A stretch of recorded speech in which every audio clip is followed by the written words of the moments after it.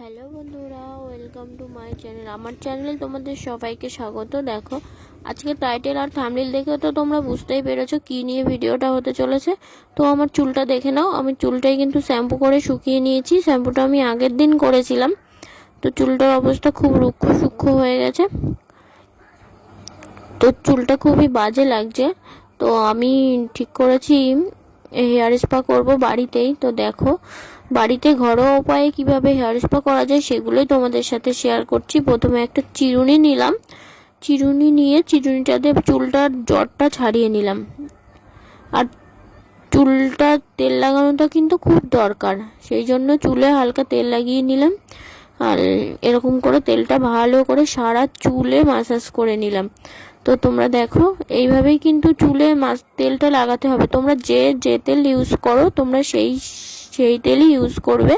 তো আমি যেটা ইউজ করি আমি সেটাই দিলাম। তো দেখো, নর্মাল নারকেল তেল ছিল এটা।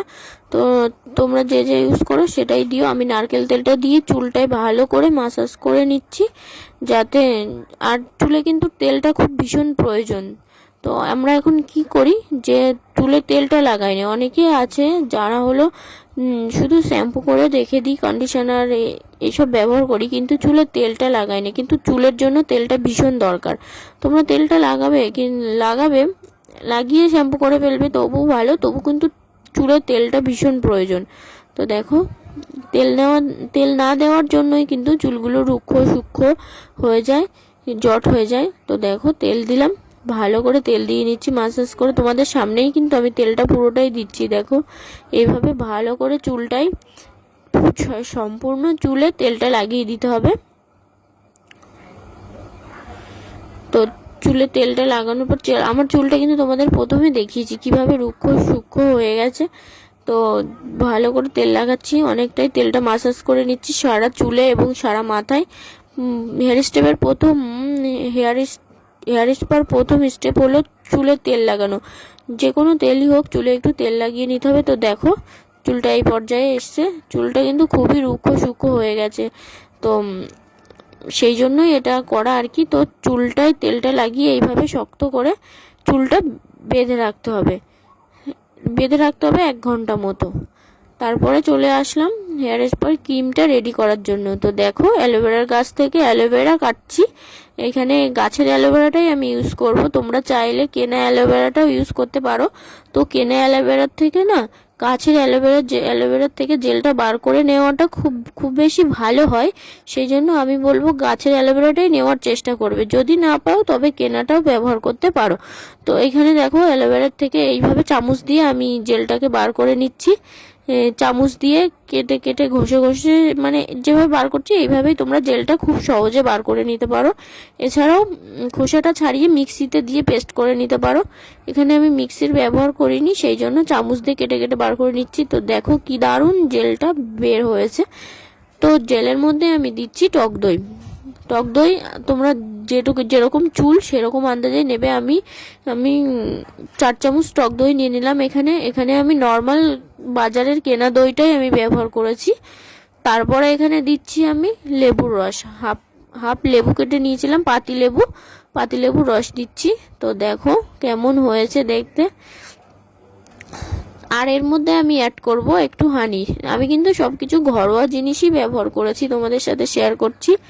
দেখো, 3 চামচ আমি হানি দিয়েছিলাম, এর মধ্যে 2 চামচ দিলাম। পরে আর 1 চামচ আমি অ্যাড করব। অ্যাড করার পর দেখো, এটা কিন্তু অ্যালোভেরা জেলটা যেহেতু খুব একটা পিছলা পিছলা ভাব হয়, সেই জন্য তোমরা কিন্তু এটা মিক্সিতে দিয়েও ফেটিয়ে নিতে পারো। তো আমি মিক্সিতে দেইনি, অনেকক্ষণ ধরে ফেটানোর পর ক্রিমিনেস ভাবটা চলে এসেছিল। দেখো কি সুন্দর ক্রিমিনেস ভাব চলে এসছে। এরপরে আমার চুলে লাগানোর পালা। তো দেখো, আমার ঠাম্মা রয়েছে, আমি যেহেতু বাবার বাড়িতে রয়েছি আর ঠাম্মা রয়েছে, তো ঠাম্মাকে বললাম একটু চুলে লাগিয়ে দিবি। আর ছোটবেলার থেকেই না, মাথায় শ্যাম্পু করার পর ঠাম্মা চুলে তেল লাগিয়ে, তো সেই চুলের শান্তিটা আর পায় না। তো ঠাম্মাকে বললাম। তো দেখো, ঠাম্মা কি সুন্দর করে মাসাজ করে দিচ্ছে চুলটাই। তো ঠাম্মাই ভালো করে লাগিয়ে দিতে পেরেছে, আমি হলে এতটা সুন্দর করে লাগাতে পারতাম না। তো দেখো কি সুন্দর বিলি দিয়ে সুন্দর করে চুলে এই ক্রিমটা মানে লাগিয়ে দিচ্ছে। আমি কিন্তু এটা ঘরোয়া উপায়ে করছি, ঘরোয়াভাবেই, তো তোমাদের সাথে সবকিছু শেয়ার করলাম। তো মাথায় ম্যাসাজ করে লাগানোটাও কিন্তু একটা বড় আমি ঠাম্মাকে বলেছিলাম, তার কারণ ঠাম্মা ভালোভাবে পারবে সেই জন্য। আর সত্যি কি দারুণ হয়েছিল আমার চুলগুলো। আমি ভয়েস ওভারটা যেহেতু পরে করছি, তাই আমি তোমাদের বলতে পারছি যে চুলটা এত সুন্দর হয়েছে। আমার গোড়ায় খুকশিতে ভর্তি ছিল, কিন্তু খুকশিটা একদমই চলে গেছে। 2-3 দিন পরেও আর খুকশি ফিরে আসেনি। তো দেখো চুলের গোড়াগুলোই ভালো করে মাখিয়ে দিয়েছে, তারপরে দিচ্ছে পেছন দিকটায়। ঠাম্মা কিন্তু মাথায় তেল দেওয়ার দিক থেকে খুব এক্সপার্ট। তো দেখো সুন্দর করে লাগিয়ে দিচ্ছে, তারপরে এই যে সুন্দর করে তেলটা ডলে দিচ্ছে। দেখো আগাগুলোতেও দিয়ে দিচ্ছে। ঠিক এইভাবেই তোমরা পুরো ক্রিমটা লাগিয়ে নেবে চুলের মধ্যে। তারপরে দেখো চুলটা এরকম হয়ে এসছে, কিছুক্ষণ শুকানোর পর এরকম হয়েছে। আর আমি কিন্তু ভাপটা দেব না, মানে যে স্টিমটা হয় সেটা বাড়িতে করছি বলে স্টিমটা দিচ্ছি না। তোমরা চাইলে গরম জলে তোয়ালে ভিজিয়ে স্টিমটা দিতে পারো, আমি সেটা দেব না। তো দেখো এখানে চুলটা আমি বেঁধে রাখলাম, বেঁধে রেখে কিছুক্ষণ পর ছেড়ে চুলটা 1.5 ঘন্টা 2 ঘন্টা পর রাখবো, রেখে শ্যাম্পু করব। এই যে দেখো শ্যাম্পু করছি, চুলটাই শ্যাম্পু করে ভালো করে ধুয়ে নেব। ধুয়ে নেওয়ার পর এই যে দেখো চুলগুলো কি সুন্দর সিল্কি হয়েছে। তোমরাই বুঝতে পারছো, আমি বুঝতে পারছিলাম, আমি ফিল করছিলাম যে চুলগুলো কত সুন্দর সিল্কি হয়েছে আর কি সুন্দর সফটনেস একটা ভাব এসছে।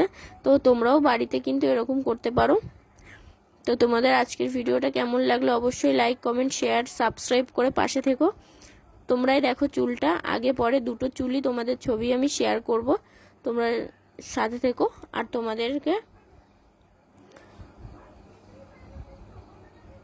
তোমাদেরকে বলবো ভিডিওটা পুরো দেখার জন্য অনেক অনেক ধন্যবাদ। তোমরাই দেখো কি সুন্দর চুলটা হয়েছে, চুলটায় কোনো জট নেই, চুলটা সফট হয়েছে, সিল্কি হয়েছে, আর কি সুন্দর উজ্জ্বল একটা ভাব এসছে চুলে। তোমরাও কিন্তু এই ঘরোয়া উপায়ে বাড়িতে এইভাবে চুলের যত্ন প্রতি সপ্তাহে একদিন করতেই পারো। তো টাটা বাই, ভালো থেকো সবাই।